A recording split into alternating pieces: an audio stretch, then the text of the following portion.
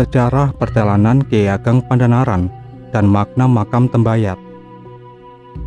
Sekitar tahun 1512 Masehi, Ki Ageng Pandhanaran menyerahkan kekuasaan kepada adiknya atas bimbingan sang guru Kanjeng Sunan Kalijogo. Beliau uslah perjalanan ke Jabal Khat. Singkat cerita, Ki Ageng Pandhanaran akan pergi ke Jabal Khat untuk mencari Sunan Kalijogo. Beliau berpamitan kepada kedua istrinya. Baru melangkah beberapa meter, Ki Ageng menoleh ke belakang, dan ternyata kedua istrinya sudah mengikutinya dengan membawa tongkat. Tongkat itu diisi dengan emas dan berlian. Ki Ageng sudah tahu kalau istrinya membawa harta, namun Ki Ageng tidak menegurnya. Dalam perjalanan ke Jabal Khat, Ki Ageng Pandhanaran selalu berjalan di depan istrinya. Istrinya Nyai Ageng Kaliwungu jauh di belakang. Di tengah perjalanan, tepatnya di selatan Semarang, Ki Ageng Pandhanaran dicegat oleh dua orang perampok. Kedua perampok itu menyuruh Ki Ageng Pandhanaran untuk menyerahkan hartanya. Namun Ki Ageng tidak membawa apa-apa dan menyuruh perampok-perampok itu, jika ingin harta, untuk mengambil tongkat yang dibawa oleh wanita di belakang. Di dalamnya terdapat emas dan berlian. Tapi jangan sekali-kali kalian mencelakainya, karena dia istriku. Ambil saja tongkatnya dan segeralah pergi. Tak lama kemudian, lewatlah Nyai Ageng dengan membawa tongkat. Dan perampok-perampok itu langsung merebut tongkat tersebut. Nyai Ageng menangis sambil berlari menyusul Ki Ageng.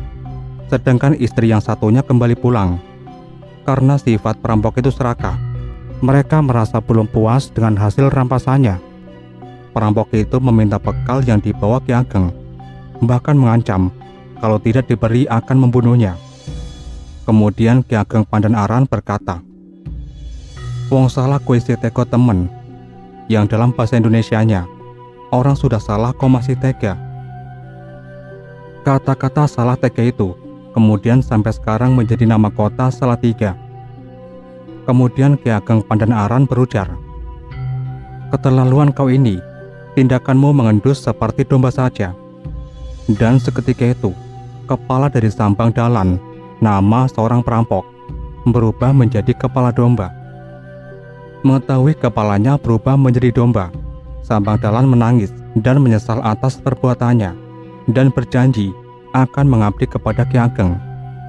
Sejak saat itu, Sambang Dalan dijuluki Syekh Domba. Sedangkan perampok yang satunya lagi, rebah ketakutan, atau dalam bahasa Jawa, ngewel. Dan kepalanya berubah menjadi kepala ular. Sejak saat itu, dia dijuluki Syekh Kewel. Kedua perampok tadi menjadi santri setia Ki Ageng dan mengikuti Ki Ageng untuk pergi ke Jabal Khat. Hari demi hari berlalu, Ki Ageng terus berjalan ke selatan untuk menuju ke Jabal Khat.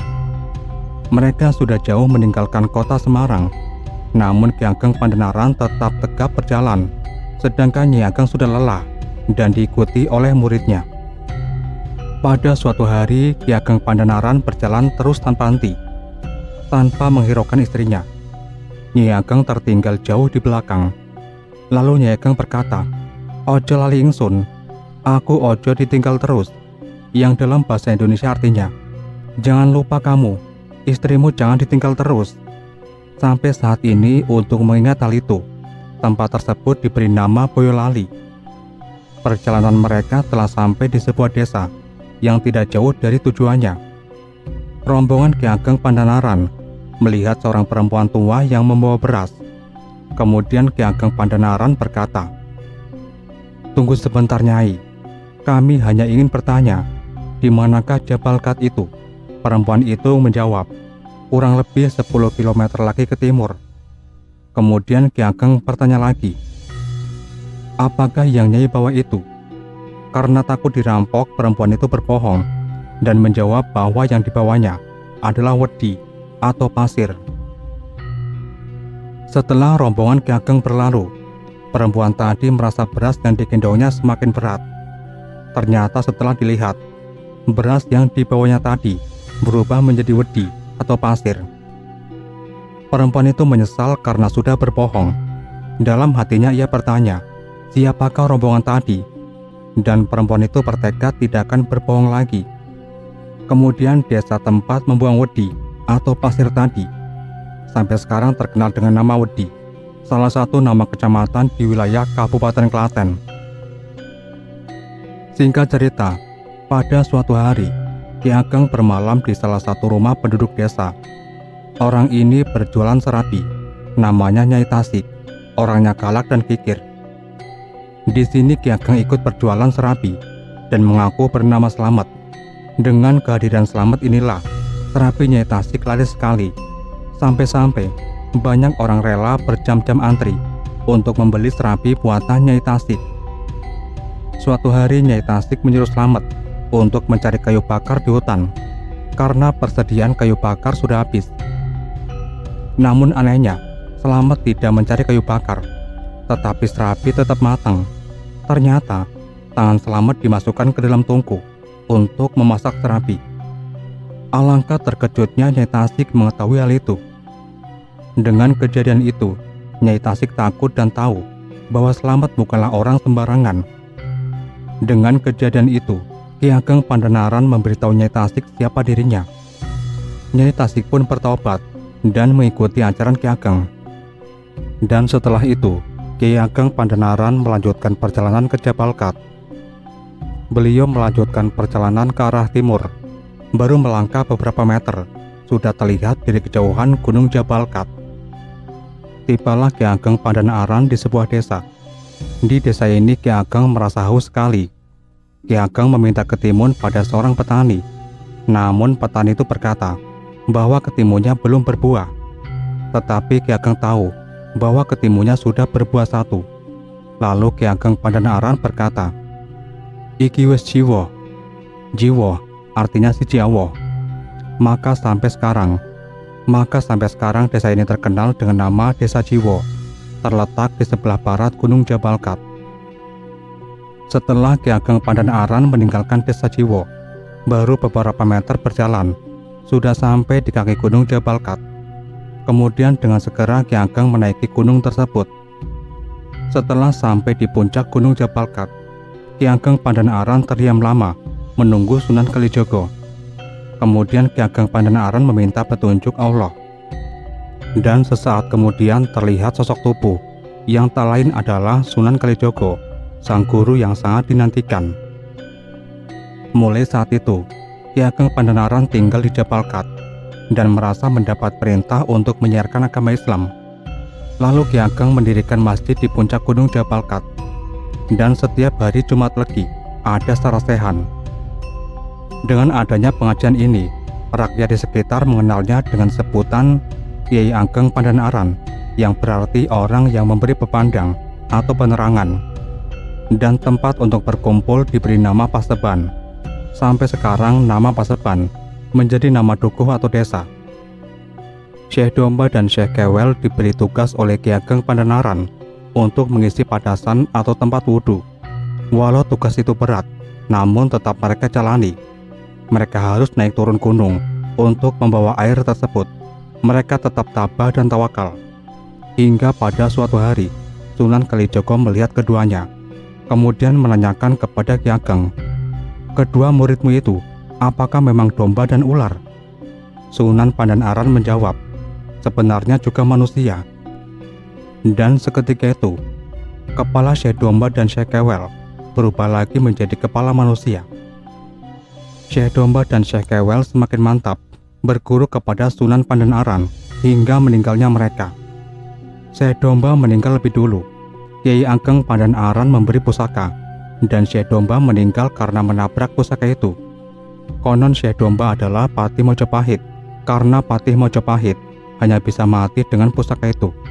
Syekh Domba dimakamkan di Gunung Cakaran, sedangkan Syekh Kewel dimakamkan di Sentana, di Desa Penengahan, sebelah tenggara Desa Paseban.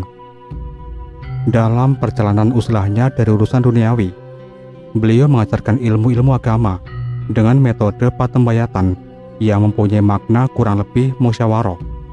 Karena sistem mengajinya dengan metode tersebut, beliau oleh sang guru atau Sunan Kalijogo mendapat sebutan Sunan Bayat, dan daerah padepokannya terkenal dengan daerah Bayat yang terletak kurang lebih 12 km dari ibu kota Kabupaten Klaten.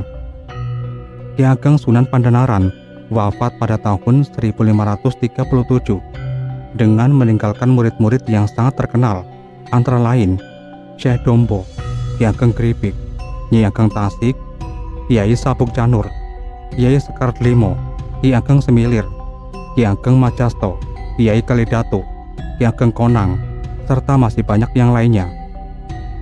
Ki Ageng Sunan Pandanaran merupakan wali penutup atau terakhir dalam kumpulan Wali Songo. Sebagai penghormatan Sultan Hadiwijoyo pada tahun 1566 membangun makam beliau. Pada tahun 1633 diperluas oleh Sultan Agung dan diberikan ajaran-ajaran yang tersirat dari tata cara melaksanakan ritual ziarah dan bentuk bangunan yang ada di makam Ki Ageng Sunan Pandanaran. Insya Allah, sebagian akan diuraikan di bawah ini. Sebelum menguraikan ajaran yang tersirat dari ritual dan bentuk bangunan makam, alangkah baiknya apabila kita mengenang salah satu ajaran Ki Ageng Sunan Pandanaran sebelum meninggal, yaitu syariat Golo. Golo terdiri dari dua huruf Jawa, Go dan Lo. Huruf Go adalah angka 1 dalam angka Jawa, dan Lo adalah angka 7. Yen seliramu pingin dadi menungso kang sempurna, nyuwono pituduh, pitutur, pitulungan marang Zat kang tunggal, kanthi nindakno pitulas dawuhe. Yang artinya, kalau kamu kepingin menjadi manusia yang sempurna, mintalah petunjuk, nasihat, dan pertolongan kepada Zat yang Maha Esa dengan melaksanakan 17 perintahnya atau sholat 17 rakaat. Dan syariat tersebut diabadikan menjadi nama masjid Golo. Adapun puncak ajaran dari syariat Golo ini terlukis dari penamaan puncak Jabal Kat. Jabal Kat dari kata Jabal Uhud yang merupakan kata dari bahasa Arab, di mana Jabal berarti gunung, Uhud merupakan kata ganti dari Ahad yang berarti esa. Artinya gunung keesaan atau puncak dari tauhid. Apabila kita bisa benar-benar melaksanakan sholat wajib 17 rakaat sehari. Sejarah Masjid Golo. Ki Ageng Pandanaran mendirikan masjid di puncak gunung Jabal Kat. Pada zaman dahulu, sewaktu Ki Ageng Pandanaran akan sholat subuh, Raja Demak, Raden Patah, merasa terganggu dengan suara azan karena mengganggu tidurnya. Sehingga Raden Patah menyuruh prajuritnya untuk memperingatkan azan Ki Ageng Pandanaran terlalu malam dan menyuruh untuk menurunkan masjid. Namun sebelum utusan dari Demak itu sampai di Jabal Kat, Ki Ageng Pandanaran sudah mengetahuinya. Dalam semalam, masjid itu sudah berada di lereng gunung Jabal Kat, sehingga masjid ini disebut juga dengan Masjid Tiban. Sampai sekarang, masjid itu diberi nama Masjid Golo, yang artinya Go sama dengan 1, Lo sama dengan 7, angka Jawa, artinya 17 rakaat sehari semalam. Maksud Sunan Tembayat yaitu agar manusia melaksanakan sholat sehari semalam berjumlah 17 rakaat, yaitu Isya 4 rakaat, Subuh 2 rakaat, Zuhur 4 rakaat, Asyar 4 rakaat, dan Maghrib 3 rakaat. Alasan lain penyebab diturunkannya Masjid Golo adalah agar masyarakat lebih mudah jika ingin ke masjid untuk melaksanakan sholat. Luas Masjid Golo adalah 12 kali 12 meter. Masjid Golo termasuk masjid purbakala dan berdirinya tahun berapa tidak diketahui. Secara fisik, arsitektur Masjid Golo bercorak Hindu. Terlihat dari pintu masuk masjid. Masjid Golo terdiri dari 4 pilar utama yang berupa stupa Buddha. Tempat imam pun berbeda dengan masjid kebanyakan. Tempat imam diberi pintu dan karpet yang digunakan imam. Yang terletak paling depan adalah kloso atau tikar, artinya kloso, sama dengan ngen nelongso. Di sebelah utara masjid terdapat sebuah pintu yang namanya adalah pintu Rasul. Di pintu itu yang boleh lewat adalah Rasul. Namun bukan berarti harus Rasul, tetapi Habib juga boleh lewat. Di dalam masjid terdapat 2 khutbah dan ada payung juga. Alasannya karena syaro atau perintah gaib. Di depan masjid terdapat sebuah kentong. Kentong itulah yang dulu diisi oleh Syekh Domba dan Syekh Kewel. Sampai sekarang, Masjid Kolo ini masih berdiri kokoh. Yang letaknya sebelum kita memasuki komplek makam Sunan Pandanaran. Dari jalan Masjid Kolo ini sudah kelihatan. Jika kita berziarah ke sana, kurang lengkap jika tidak ke Masjid Kolo ini. Jika kita berziarah ke makam Sunan Pandanaran, kurang lengkap kalau tidak membawa pulang oleh-oleh. Oleh-oleh berupa kerajinan maupun makanan dari orang-orang desa. Kerajinan dan makanan ini mempunyai sejarah. Misalnya kendi. Maksud dari kendi ini adalah jika kita setelah berziarah pulang dengan membawa air suci dari Sunan Pandanaran, karena kendi ini terbuat dari tanah liat dan mudah pecah, maka sebagai lambang, kendi ini dibuat untuk kenang-kenangan. Di masa Sunan Pandanaran bayat bersama santri-santrinya di Masjid Kolo, ada santri namanya Syekh Belabelu atau Raden Djoko Dandun. Syekh Belabelu ini selalu berdoa agar keinginannya dikabulkan. Dengan cara beliau tidak pernah tidur. Jika mengantuk ia makan, dan makanan yang dia makan adalah intip atau kerak nasi. Dengan hal ini, maka intip atau kerak nasi sangat terkenal di daerah sekitar makam. Setelah berziarah kita wajib menyebarluaskan ajaran dan petua Sunan Pandanaran. Maka tak heran jika banyak peziarah yang pulang dengan membawa kenang-kenangan kipas. Kipas itu merupakan simbol perlambang penyebar luasan ajaran Sunan Pandanaran kepada saudara-saudara kita. Gunung Cokro Kembang tempat makam Sunan Pandanaran disemayamkan terletak di sebelah timur Gunung Jabal Kat. Banyak bangunan yang merupakan petilasan atau peninggalan beliau. Peninggalan-peninggalan itu antara lain: 1. Gapuro Segoro Muncar.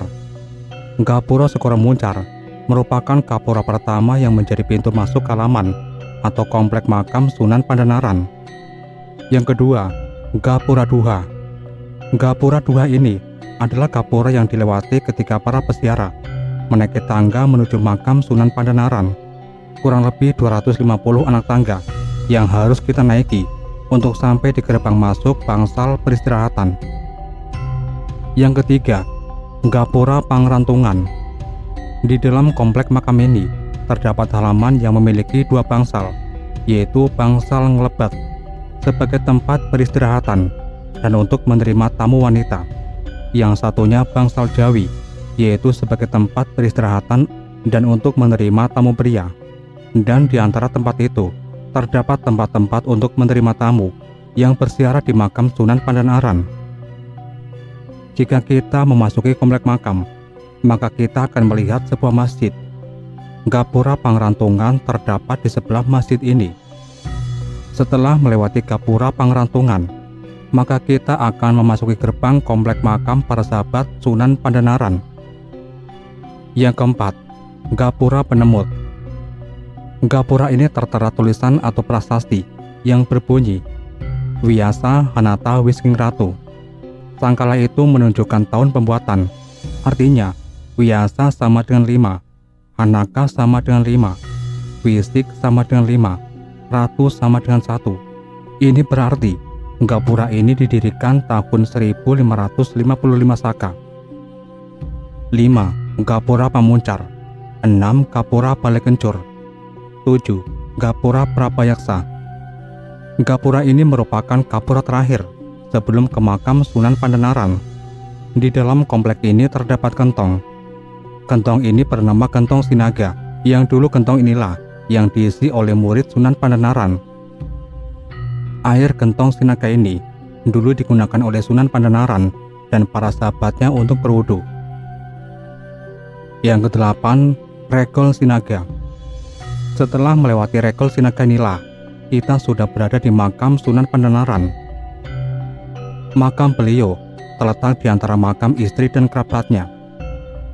Menurut cerita, makam-makam itu ialah makam Nyai Ageng Madalam, Pangeran Winang, Kyai Kalidatuk, Kyai Sabuk Janur, Kyai Penyu Biru, Kyai Melanggati, Kyai Panembahan Sumingit Wetan, Kyai Panembahan Masjid Wetan, dan Panembahan Kapul. Makam Sunan Pandanaran tertutup oleh bilik, sehingga kita hanya bisa melihat bilik tersebut. Ritual dan bangunan makam yang penuh dengan ajaran yang membangun Sultan Agung. Makam Ki Ageng Sunan Pandanaran terletak di perbukitan masuk dalam wilayah Kelurahan Paseban, Kecamatan Bayat, Kabupaten Klaten. Persisnya 12 km sebelah selatan ibu kota Kabupaten Klaten dan dapat ditempuh melalui kota Klaten dengan menggunakan kendaraan umum atau omprengan maupun bus antar kecamatan jurusan Klaten Samin dengan ongkos yang terjangkau. Dari atas perbukitan tempat makam Ki Ageng Pandanaran, kita dapat melihat pemandangan yang sangat menarik hati. Bukit-bukit di sekitarnya sangat indah dipandang.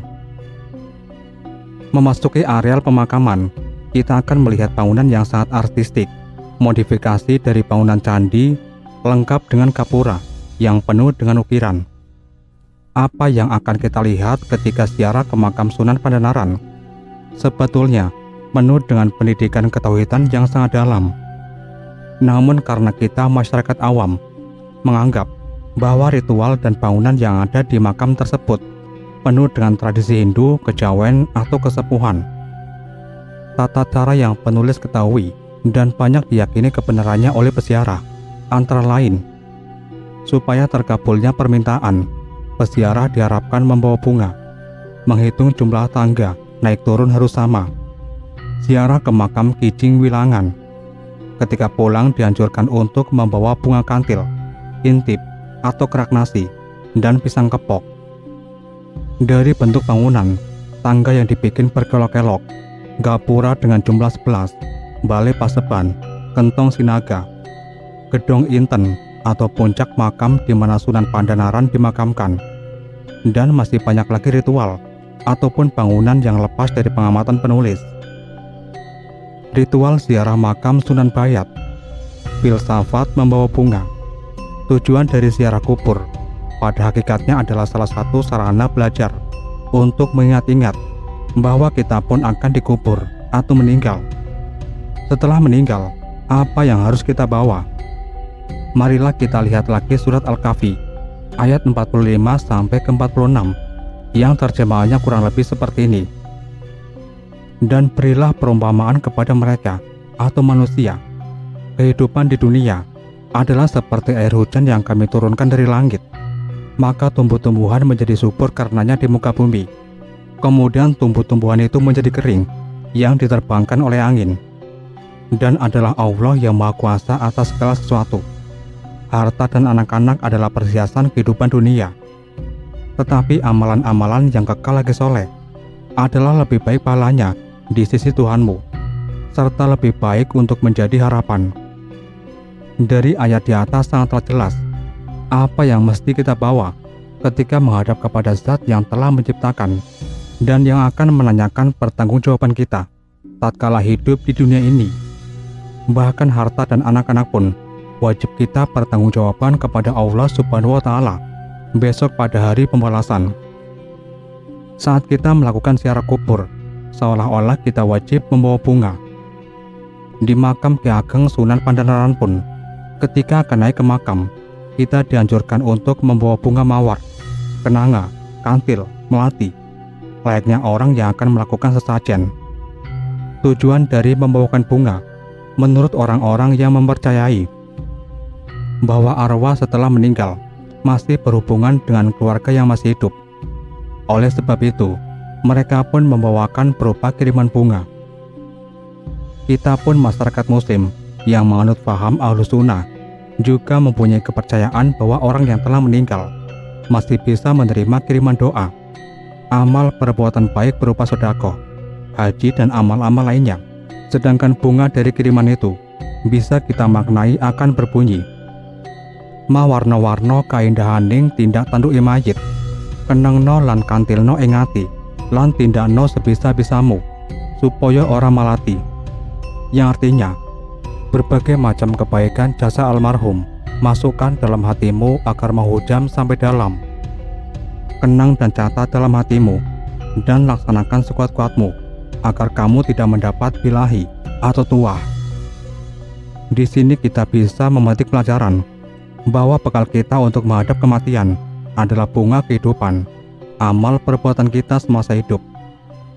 Bunga kehidupan haruslah berdasarkan tuntunan syariat, yang dibawa oleh junjungan kita Nabi Muhammad SAW, ke bawah sampai dengan ulama-ulama sekarang, karena kita sudah tidak bertemu langsung dengan junjungan kita Nabi Muhammad SAW. Apabila kita ingat bahwa apa yang menjadi bekal ketika kita akan naik atau meninggal, tentu kita akan banyak mendekat kepada para ulama dan mendapatkan petunjuk menghadapi kematian, dan agar kita tidak salah membawa bekal menghadap kepada Sang Khalik. Filsafat menghitung tangga. Ziarah ke makam Sunan Pandanaran, kita harus menaiki tangga. Konon menurut kepercayaan, barang siapa yang bisa menghitung jumlah tangga naik turunnya sama, maka orang tersebut akan bahagia atau bakal tercapai apa yang diidamkan. Tangga adalah suatu alat untuk memanjat bangunan yang tinggi, sedangkan arwah kita dicabut, diistilahkan dengan diangkatnya roh.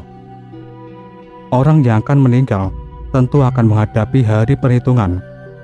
Pada hari itu, banyak orang yang akan sangat menyesal karena lalai dengan peringatan yang telah didengarnya. Untuk itu, sebelum datang hari perhitungan, alangkah baiknya apabila kita mau menghitung apa yang kita perbuat. Jika hari ini kita melakukan kesalahan, cepat-cepat melakukan tobat. Mohon ampun kepada Zat yang Maha Pengampun dan Maha Penghitung. Ini akan sesuai dengan hadis Nabi yang artinya kurang lebih seperti ini. Hitung-hitunglah kesalahan dirimu sebelum kalian dihitung, dan timbanglah kesalahan dirimu sebelum ditimbang nanti di akhirat. Hisab seorang hamba atau manusia terhadap dirinya sendiri adalah dengan bertaubat, menyesali perbuatannya, dan melepaskan seluruh kemaksiatan sebelum meninggal dunia. Di samping itu, ia juga menambal kekurangan yang disebabkan oleh sikap sembrono dan melaksanakan kewajiban-kewajiban Allah, mengembalikan hak-hak orang lain yang diambil secara zalim, meminta halal kepada orang-orang yang dizalimi dengan lidah atau tangannya, sehingga orang tersebut meninggal dunia dengan tanpa membawa dosa kesaliman kepada orang lain. Adapun orang yang mati sedangkan ia membawa dosa-dosa kesalimannya, maka besok di akhirat ia akan dikerumuni oleh mereka yang pernah disaliminya. Di antara mereka lalu mengatakan, "Inilah dulu orang yang pernah menzalimiku di dunia pada hari ini dan itu." Yang lain lagi mengatakan, "Inilah orang yang pernah mencaci maki aku." Yang lain mengatakan, "Inilah orang yang pernah menggunjing kejelekanku hingga aku merasa sakit hati."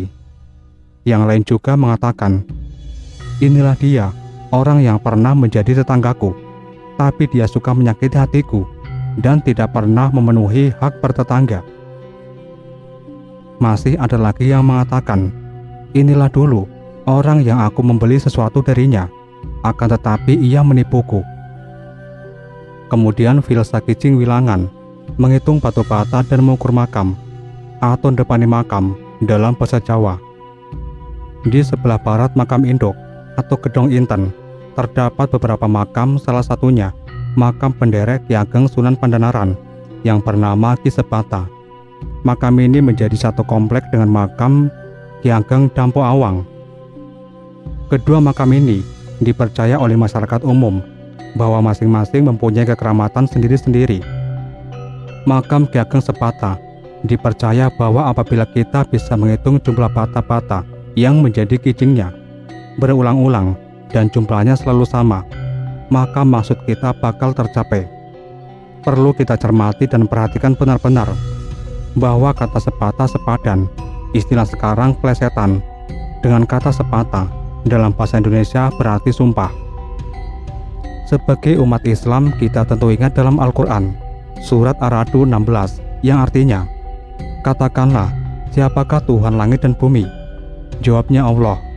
"Katakanlah, maka patutkah kamu mengambil pelindung-pelindungmu dari selain Allah, padahal mereka tidak menguasai kemanfaatan dan tidak pula kemudaratan bagi mereka sendiri? Katakanlah, adakah sama orang buta dan yang melihat?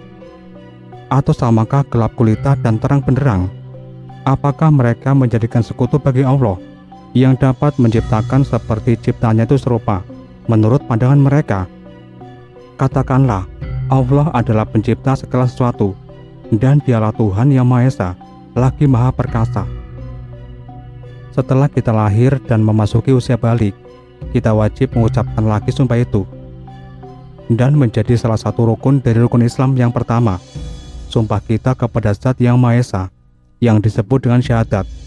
Kita benar-benar dianggap orang Islam jika telah bersumpah dengan lisan dan membenarkan dengan hati, dimanifestasikan dalam kehidupan kita sehari-hari. Sudah selayaknya apabila Sultan Agung memberikan ajaran agar orang bisa menghitung sumpahnya itu. Sudah selaraskah dengan hati dan perbuatannya? Jika lisan, hati dan perbuatan selalu selaras, maka akan beruntunglah kita sebagai manusia. Makam Ki Ageng Dampo Awang dipercaya apabila kita akan menjadi mulia, apabila kita bisa depani, mengembangkan lengan tangan selebar-lebarnya, dan bisa sampai di antara maesan di kepala dan kaki, maka akan cepat terkabul apa yang menjadi cita-cita kita. Sebelumnya perlu kita ketahui bahwa Ki Dampo Awang adalah salah satu kepercayaan Sunan Ki Ageng Pandanaran yang berasal dari negeri seberang atau Cina. Kita sebagai orang Ajam atau Jawa tentu sangat asing dengan ajaran Islam yang menggunakan bahasa Arab. Namun apabila kita mau berusaha untuk mengembangkan dada dan mau depani, mengukur dengan cara belajar yang sungguh-sungguh, maka akan tercapailah apa yang kita idamkan. Hidup bahagia dunia dan akhirat. Filsafat bunga kantil, intip atau kerak nasi dan pisang kepok. Setelah berdoa dan menabur bunga di dalam makam induk, kita dianjurkan untuk mencari bunga yang telah kita sebar di atas makam. Dan bunga yang kita cari adalah bunga kantil. Maksud dari ritual tersebut, setelah kita mempunyai bekal bunga kehidupan yang kita tebar di atas dunia ini, seyogyanya kita mempunyai satu amalan yang perlu diistiqomahkan. Mencari bunga kantil di makam Ki Ageng Pandanaran mempunyai pengertian. Hendaklah kita pelajari apa yang telah ditinggalkan oleh almarhum dan kita masukkan ke dalam lubuk hati yang sedalam-dalamnya agar benar-benar kemantil-mantil dan menjadi salah satu amalan kita. Contoh yang paling mudah adalah pelajaran syariat Golo yang telah disebutkan di atas. Apabila kita mau renungi ajaran dari syariat Golo, kita akan benar-benar menjadi seorang muslim, karena tiang dari agama kita adalah sholat, seperti tersebut dalam hadis Muhammad SAW yang artinya kurang lebih, sholat adalah tiang agama. Setelah kita ziarah, kita keluar dari areal makam.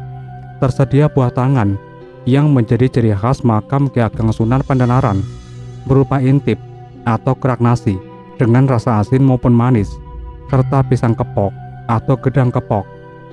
Intip atau kerak nasi adalah nasi yang paling bawah dan paling matang sendiri, bahkan sampai hangus, mempunyai rasa yang khas, apalagi bila dijemur sampai kering, kemudian digoreng dengan diberi rasa asin atau manis. Maksud dari oleh-oleh intip adalah belajarlah, membacalah, atau membacalah kamu sampai benar-benar paham, mengerak atau ngintip, baru kamu boleh pulang dengan membawa ilmu yang benar-benar matang. Jangan hanya setengah-setengah. Pisang kepok atau gedang kepok mempunyai arti gendang kapok. Maksudnya, setelah kita mengetahui dosa-dosa dan kesalahan-kesalahan kita, cepat-cepat bertobatlah dan tidak akan mengulangi kesalahan yang sama pada kesempatan yang lain. Dalam surat Ali Imran ayat 133 hingga 135, Allah Subhanahu wa Ta'ala telah berfirman yang artinya, dan bersegeralah kalian menuju ampunan dari Tuhanmu dan surga yang luasnya seluas langit dan bumi yang disediakan untuk orang-orang yang bertakwa, yaitu orang-orang yang mau menafkahkan hartanya di waktu lapang maupun sempit, dan orang-orang yang mau menahan amarahnya dan memaafkan kesalahan orang lain. Allah menyukai orang-orang yang berbuat kebajikan dan juga orang-orang yang apabila melakukan perbuatan keji, fahisyah, atau menganiaya diri sendiri, mereka ingat akan Allah, lalu memohon ampun atas dosa-dosa mereka. Dan siapa lagi yang dapat mengampuni dosa selain Allah? Dan mereka tidak meneruskan perbuatan kejinya itu, sedang mereka mengetahui. Dan dari sahabat Anas bin Malik radhiyallahu anha, dia berkata, saya mendengar Rasulullah SAW bersabda, Allah berfirman, "Wahai ibnu Adam atau manusia, sesungguhnya meskipun kamu tidak memohon dan mengharap kepadaku atas apa yang ada padamu, aku tidak peduli. Wahai ibnu Adam, manusia, seandainya dosa-dosamu telah memenuhi kolong langit, kemudian kamu mau mohon ampun kepadaku, niscaya akan aku ampuni. Sesungguhnya, jika kamu telah berbuat dosa kepadaku seluas bumi, kemudian kamu mendatangiku dengan tidak menyekutukan sesuatu pun denganku, niscaya kamu akan aku dekati dengan ampunan. Sesungguhnya, pintu-pintu surga tertutup semuanya, sampai hari kebangkitan dan penggiringan manusia, kecuali pintu taubat. Ia akan selalu terbuka siang dan malam untuk orang-orang yang mau bertobat. Kapan saja mereka bertobat, mau kembali dan menghentikan sesuatu yang dilarang, bahkan Tuhan kita yang mempunyai keagungan dan kemuliaan akan turun tiap malam pada sepertiga malam yang terakhir, seraya memanggil-manggil hambanya. Apakah ada di antara hamba-hamba yang mau bertobat? Apakah ada di antara hambaku yang mau memohon ampun, beristighfar? Orang-orang yang mau bertobat sesungguhnya cukup mendapat kemuliaan dan derajat dari Allah. Sebab secara khusus Allah menegaskan akan kecintaannya kepada mereka, sebagaimana disebutkan dalam Al-Quran Al-Karim. Sesungguhnya Allah mencintai orang-orang yang mau bertobat dan mencintai orang yang mensucikan diri. Quran Surat Al-Baqarah 222. Allah Subhanahu wa Ta'ala juga berfirman kepada orang-orang yang bermaksiat, "Mengapa mereka tidak mau bertobat kepada Allah dan memohon ampun kepadanya? Padahal Allah itu Maha Pengampun dan Maha Penyayang." Quran Surat Al-Ma'idah ayat 74. Ada suatu riwayat ketika iblis laknatullah dikeluarkan dari surga dan diberi batas tempo. Ia berkata, "Ya Tuhanku, demi keluhuranmu dan keagunganmu, saya tidak akan pernah berhenti untuk membujuk dan menggoda manusia selagi di dalamnya masih ada ruhnya." Allah pun lalu menjawab, "Demi keluhuran dan keagunganku, aku tidak akan menghalangi tobatnya selagi ruh masih ada di dalam tubuhnya. Oleh karena itu kami memohon rahmat-Mu, wahai Tuhan dan pencipta kami. Dan kami memohon dengan rahmat-Mu, wahai Zat yang Maha Pengasih di antara yang pengasih, agar kami dijaga dari berbagai musibah, cobaan, dan fitnah.